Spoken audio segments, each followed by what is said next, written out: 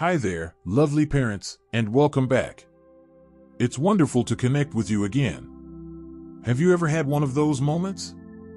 You know, where you say something to your little one, something totally common, something you've probably heard a million times yourself growing up, maybe something meant to comfort them or encourage them, but afterwards, there's this tiny little echo in your mind? A feeling that maybe it didn't quite land right?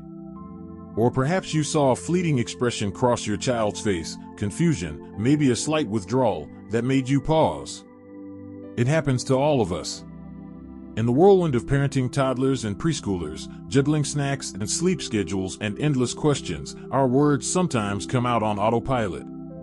We rely on phrases we've absorbed, phrases that seem perfectly innocent, even helpful, on the surface.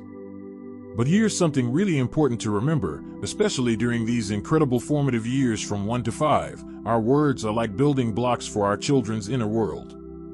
They are constructing their sense of self, their understanding of their emotions, their beliefs about their capabilities, largely based on the reflections they see in us, and crucially, the language we use with them. And sometimes, the most common, seemingly harmless phrases we utter, often with the very best intentions, can carry hidden messages. Messages that, over time, might unintentionally chip away at their burgeoning confidence, their resilience, and their trust in their own feelings and abilities. It's not about blame, absolutely not. We're all doing our best with the tools we have. It's about awareness. It's about understanding the subtle power of our language and discovering ways to communicate that truly nurture that precious spark of self-belief within our children. So today, we're going to gently unpack 5 of these common phrases. We'll explore why we tend to use them, what underlying message our child might actually be hearing, and the potential long-term impact. And most importantly, we'll talk about simple, powerful alternatives, shifts in language that can foster genuine confidence, emotional intelligence, and a rock-solid sense of self-worth in our little ones. Think of it as fine-tuning our communication toolkit, replacing phrases that might inadvertently hinder with ones that truly empower. It's about building connection through understanding and helping our children grow into secure, capable individuals who trust their inner voice. Let's dive into the first one, and it's probably one of the most instinctive phrases we use when our child gets hurt or upset. Picture this: your toddler takes a tumble at the park. Not a serious injury, maybe just a scrape and a shock. They start crying, looking to you for comfort. And what's often the first thing out of our mouths? You're okay. Or maybe, don't cry, it's all right. It comes from such a good place, doesn't it? We want to stop their distress, reassure them, maybe even reassure ourselves that it wasn't serious. We want them to feel better, quickly. We might also feel a bit uncomfortable with big emotions, or worry about what others might think if our child is crying loudly. So, we try to shut it down gently with these seemingly soothing words. But let's pause and think about the message our child might receive when they're genuinely feeling not okay, they're feeling scared, or startled, or their knee really does sting, and they hear you're okay. The hidden message can be interpreted as, your feelings aren't real, or your feelings aren't valid, or even it's not acceptable to feel this way. If they hear don't cry, the message might be, showing sadness or pain is wrong, or your emotions are inconvenient. When this happens repeatedly, children can start to doubt their own internal experiences. They learn that their feelings aren't to be trusted, or that they should suppress them to please the adults around them. This doesn't help them develop emotional literacy, the ability to understand and manage their feelings. Instead, it can lead to confusion, a feeling of being misunderstood, and potentially, difficulty processing emotions healthily later on. They might stop coming to us for comfort because they've learned their feelings won't be acknowledged. So, what can we do instead? The key is validation. Acknowledge their reality first, before offering comfort or solutions. When your little one falls, try kneeling down, making eye contact, and saying something like, "Oh wow, that was a surprise fall. Did that scare you?" Or "Ouch, landing on the ground like that can really hurt. Let me see your knee." You're showing them you see their experience, you believe them. You can help them name the feeling, "You look really upset right now," or "It sounds like you're feeling sad because you wanted to stay longer." Then offer comfort, a hug, a kiss on the boo-boo, a moment to just sit quietly together. This simple shift from dismissal, "You're okay," to validation, "That looks like it hurt," tells your child, "Your feelings matter. I see you. I'm here for you." It builds trust and emotional intelligence, empowering them to understand and eventually manage their own big feelings, which is a cornerstone of confidence. Now, moving from validating feelings to acknowledging effort, let's look at another incredibly common phrase, one we often use when we want to encourage our children: "Good job." We say it when they finish a puzzle, scribble a picture, manage to put on their own shoe, stack a few blocks. Again, the intention is pure gold. We want to praise them, show approval, motivate them to keep trying. We want them to feel proud of their accomplishments. It feels like the right thing to say. The positive reinforcement we're told is so important. But think about "good job." What does it actually tell the child? It's generic. It doesn't specify what was good about what they did. Was it the effort they put in? The strategy they used? The outcome? Because it's used so frequently and for so many different things, it can start to lose its meaning. It can become almost like verbal wallpaper. They hear it, but it doesn't really register. More significantly, relying heavily on generic praise like "good job" can inadvertently shift the child's focus from internal satisfaction, the joy of mastering a skill, the pride in their creation, to external validation, seeking praise from adults. They might start doing things for the "good job" rather than for the intrinsic pleasure or learning involved. This can create what some experts call praise junkies, children who need constant external approval to feel good about themselves and may be less willing to take risks or tackle challenging tasks where praise isn't guaranteed. If their self-worth becomes tied to hearing "good job," what happens when they try something difficult and don't succeed immediately? Their confidence can plummet. So, what's the alternative to the automatic "good job"? It's about being specific and descriptive. Instead of generic praise, describe what you see. If they completed a puzzle, you could say, "Wow, you found all the right places for those tricky edge pieces," or "I saw how carefully you turned that piece until it fit." If they drew a picture, try, "Look at all the vibrant colors you used. Tell me about this part here," or "You covered the whole page with your drawing." This shows you're truly paying attention. Focus on the effort, persistence, or strategy involved. "You worked on that tower for a long time, trying different ways to make it stay up," or "I noticed you kept trying even when putting on your shoes felt tricky." You didn't give up. You can also ask questions that encourage them to reflect on their own work. "What's your favorite part of your painting?" Or "How did you figure out how to make that block balance?" This approach helps children recognize their own efforts and specific skills, fosters internal motivation, and builds a more robust, authentic sense of competence and confidence that isn't dependent on constant external cheers. It shifts the focus from a simple judgment to a shared observation and appreciation of their process. And thinking about how we encourage them during challenges leads us nicely into considering how we talk about safety and difficulty. So, we've talked about the importance of validating our children's feelings instead of dismissing them with "you're okay," and offering specific, descriptive feedback rather than the generic "good job," to build intrinsic motivation. Both of these shifts help build a foundation of trust and self-awareness. Now, let's consider those moments when our children are exploring the world, testing their limits, maybe trying something a little bit risky or challenging. What's our go-to phrase then? For many of us, myself included sometimes, it's "be careful." It flies out of our mouths almost reflexively when we see our toddler climbing a bit higher on the playground structure, or carrying a cup that looks precariously full, or toddling near a step. Our intention is crystal clear and absolutely vital. We want to keep them safe. Our protective instincts kick in immediately. We see potential danger, and we want to alert them, to prevent a fall or a spill or any kind of harm. It's a phrase born entirely out of love and responsibility. There's absolutely nothing wrong with wanting our children to be safe. But what happens when "be careful" becomes our constant refrain every time our child attempts something slightly challenging? Let's think about the underlying message it might send over time. It can subtly communicate, "The world is a scary place. or "You are not capable or competent enough to handle this," or "I don't trust your judgment or your physical abilities." Hearing this repeatedly can foster anxiety in a child. They might become overly hesitant, afraid to try new things, constantly looking to adults for permission or reassurance before taking even small risks. Ironically, it can also sometimes have the opposite effect. The phrase becomes background noise, so common that they start to tune it out completely, potentially missing actual warnings when they are truly needed. Furthermore, a generic "be careful" doesn't actually teach them how to be careful. It doesn't give them specific information about what the potential hazard is or what skills they need to navigate it safely.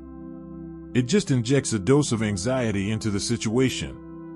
So, how do we foster safety awareness without inadvertently crushing their confidence or making them overly fearful? Instead of the vague "be careful," try being specific and instructive. If they're climbing, instead of just shouting the warning, get closer and say something like, "Make sure you have a strong grip with your hands," or "Notice where you're putting your feet next." You can point out specific things. "See how that step looks a bit wet? It might be slippery." Instead of just warning about the cup, you could say, "Try walking slowly when you carry your milk," or "Use 2 hands to hold it steady." Sometimes, the best approach is simply staying close, being present and ready to offer physical support, spotting, without hovering anxiously. This conveys trust in their abilities while ensuring safety. You can also coach them through a challenge. "Try putting your foot right here, see how that feels?" And importantly, celebrate their competence when they navigate something successfully. "Wow, you climbed all the way up by yourself, using your strong arms and legs." This approach helps children develop actual risk assessment skills, body awareness, and problem-solving abilities. It builds their confidence by trusting them to manage challenges with specific guidance, rather than just issuing a blanket warning that can make them feel incapable or anxious. This links closely to another phrase we often use when our child is struggling with a task, one that we think might encourage them: "It's easy." Maybe they're getting frustrated trying to button their coat, or fit a shape into the sorter, or learn to pedal their tricycle. We jump in with a cheerful, "Come on, it's easy. You can do it." Our intention is likely to minimize the perceived difficulty, to make the task seem less daunting, hoping it will give them the confidence boost they need to push through. We think if they believe it's easy, they'll be more likely to succeed. But let's flip that around and see it from the child's perspective. They are genuinely struggling. It doesn't feel easy to them at all. When they hear an adult, someone they trust, declare that the task causing them frustration is actually easy, what message do they receive? It can often be, "If this is supposed to be easy, and I'm finding it hard, then there must be something wrong with me." Or, "My feelings of frustration aren't valid because this isn't really difficult." It completely invalidates their struggle. Instead of feeling encouraged, they might feel incompetent, inadequate, or even stupid. If they internalize the idea that they should find it easy, they might be less likely to persevere when faced with genuine difficulty. They might give up quickly, thinking, "Well, it's easy for everyone else, but not for me, so I must not be capable." It can shut down their willingness to try challenging things and erode their belief in their ability to learn and overcome obstacles. What's a more confidence-building approach? Acknowledge the struggle. Validate that, yes, some things are tricky. Instead of "It's easy," try saying something like, "Wow, those buttons can be fiddly, can't they?" Or, "This puzzle has some shapes that look really similar. It takes concentration to figure out where they go." You're acknowledging their reality, showing empathy. You can then offer specific support, not by doing it for them, but by empowering them. Ask, "Would you like a little help getting started, or do you want to keep trying on your own for a bit?" You could offer a specific tip. Sometimes it helps to line up the buttonhole first. Or break the task down into smaller steps. Let's just focus on getting the zipper connected at the bottom first. And crucially, praise the effort, not just the outcome. "I see you're working really hard to figure that out," or "You kept trying even though it was frustrating." That's great perseverance. This approach communicates that challenges are normal, struggling is part of learning, and effort is valuable. It builds resilience and assures the child that you are there to support them through difficulties, not dismiss them, fostering a much deeper and more authentic sense of competence. And thinking about how we frame these individual challenges naturally leads us to consider how we sometimes position our children in relation to others. We've explored how validating feelings instead of saying you're okay, using descriptive praise over good job, offering specific guidance instead of a generic be careful, and acknowledging difficulty rather than declaring it's easy, can all profoundly impact our children's developing confidence and sense of self. These shifts focus on seeing and supporting the child right in front of us in their specific moment of need or accomplishment. Now, let's turn to perhaps the most insidious phrase, one that strikes directly at the heart of a child's self-worth. Why can't you be more like, finishing with a sibling's name, a friend's name, or even just like other kids? Why can't you sit quietly like your sister? Look how nicely Maya shares her toys. Why is it always a battle with you? Your cousin is already reading. Why aren't you interested? Why do these comparisons slip out? Often, it comes from a place of frustration. We might be struggling with a particular behavior and see another child exhibiting the easier or more desirable trait. Sometimes, it's a misguided attempt to motivate. We think by highlighting someone else's positive behavior, our child will be inspired to emulate it. We might genuinely admire a quality in another child and wish our own child possessed it too, perhaps without fully considering our child's unique temperament or developmental stage. We might even be echoing comparisons we heard growing up. Whatever the reason, the intention might not be malicious, but the impact can be incredibly damaging, especially for young children who are forming their core identity. Think about the devastating hidden message behind "Why can't you be more like?" What the child hears is loud and clear: you are not good enough as you are. Someone else is better, more preferable, more lovable than you. My approval, maybe even my love, depends on you changing who you fundamentally are to be like someone else. This is a direct hit to their self-esteem. It tells them their authentic self isn't acceptable. Instead of motivating positive change, comparison typically breeds feelings of inadequacy, resentment towards both the parent and the child they're being compared to, and shame. It can fuel intense sibling rivalry, making siblings feel like competitors for parental approval rather than allies. It discourages authenticity, potentially leading children to hide their true feelings or interests if they feel they won't measure up. Ultimately, it makes a child feel unseen, unappreciated, and potentially unloved for the unique individual they are. Confidence cannot flourish in an environment where a child feels constantly measured against others and found lacking. The alternative? It requires a conscious commitment to celebrating individuality and addressing behaviors directly, without comparison. Instead of comparing, focus on the specific behavior you want to see in your child. If tidying up is the issue, instead of "your brother always puts his toys away, why don't you?" try a clear, neutral instruction: "It's time to put the blocks back in the bin now. Can you find all the red ones?" If sharing is a struggle, instead of comparing, validate their feelings and offer guidance. It's hard to share when you're having fun. How about you play with the truck for 2 more minutes, and then it will be Liam's turn? Make a deliberate effort to notice and verbally appreciate your child's unique strengths and qualities, especially those that might differ from siblings or peers. I love how carefully you build your towers. You have such a wonderful imagination when you play dress up. You run so fast and have so much energy. This shows them you see and value them. If there are challenging behaviors, address them directly, privately, and with empathy, focusing on teaching skills rather than shaming through comparison. And celebrate their individual progress. "Look, you managed to get your arm all the way through your sleeve today. You've been practicing that." This focus on personal growth, effort, and inherent worth, free from the shadow of comparison, is what truly builds deep, lasting confidence. So, these 5 phrases: "You're okay," "Good job," "Be careful," "It's easy," and "Why can't you be more like?" they often slip out with the best of intentions. But as we've seen, the hidden messages they carry can subtly undermine the very confidence we want to build in our precious little ones. It's about recognizing the immense power our words hold in shaping their inner world. It's about shifting from dismissal to validation, from generic praise to specific observation, from vague warnings to helpful guidance, from invalidating struggles to acknowledging effort, and from harmful comparison to celebrating individuality. Please know, This isn't about striving for perfection in our language. We're all human, we'll slip up, we'll have moments where the old phrases pop out, especially when we're tired or stressed. This is about awareness and intention. It's about gradually, consciously choosing words that lift our children up, words that reflect our belief in their capabilities, our acceptance of their feelings, and our unconditional love for who they uniquely are.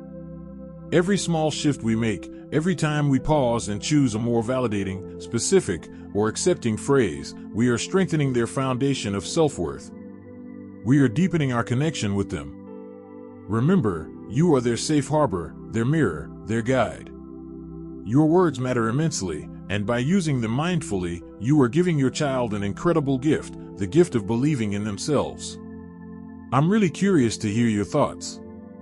Did any of these phrases particularly resonate with you? Are there other common phrases you've noticed, either that you use or that you hear, that you wonder about? Please share your experiences, insights, or questions in the comments below. This is a community where we can learn from and support each other on this parenting journey. And if you found this conversation helpful, please give the video a thumbs up. It truly helps others find this content. And of course, if you haven't already, please subscribe and hit the notification bell so you won't miss our upcoming videos filled with more practical tips and encouragement for raising confident, happy children. Thank you so much for spending this time with me today. Keep loving, keep learning, and keep trusting in the incredible power of your connection with your child. You're doing great work. See you next time.